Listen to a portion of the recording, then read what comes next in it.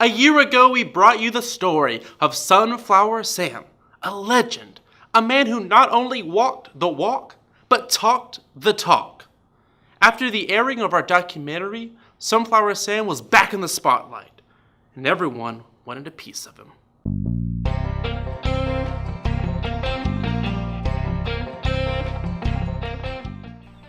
Oh man, after the first series went up, phone was ringing off the hook. I was getting offers to do movies and podcasts.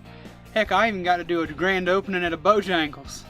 After receiving a multitude of offers, Sam came to us to provide representation. We hashed out a deal, bada bing, bada boom.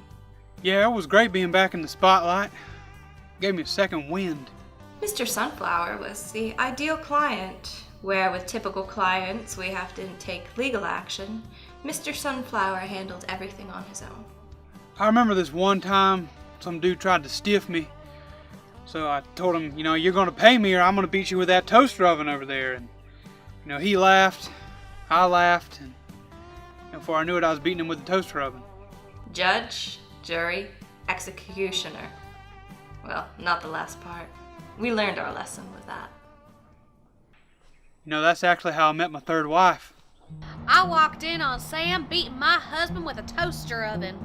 And where I come from, there's a saying, if your husband can't take a hit, a new husband you must get. And I was smitten from that moment. And believe it or not, on that very same day, we were wed.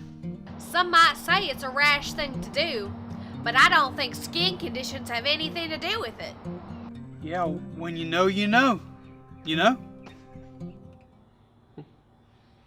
Wherever Sam went, the crowds showed up.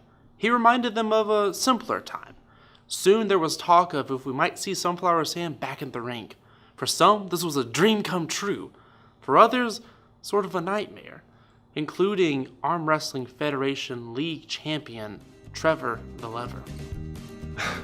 Nostalgia, the drug that we as Americans love to medicate with. We look so fondly at the past without realizing how filthy and disgusting it really is. I hadn't really kept up with arm wrestling, but when I saw their champ, I thought, this got to be a joke. But when I didn't hear get her done, the gravity of the situation really settled in.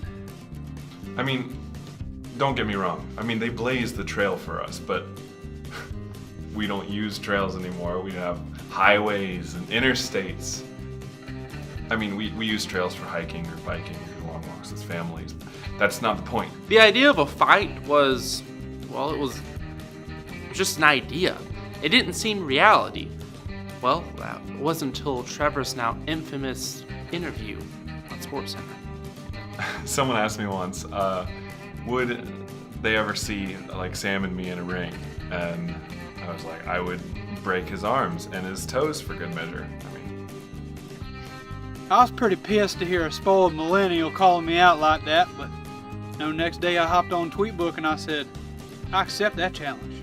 I don't know if Trevor was serious or not, but he gave us a good offer and we're not going to pass it up.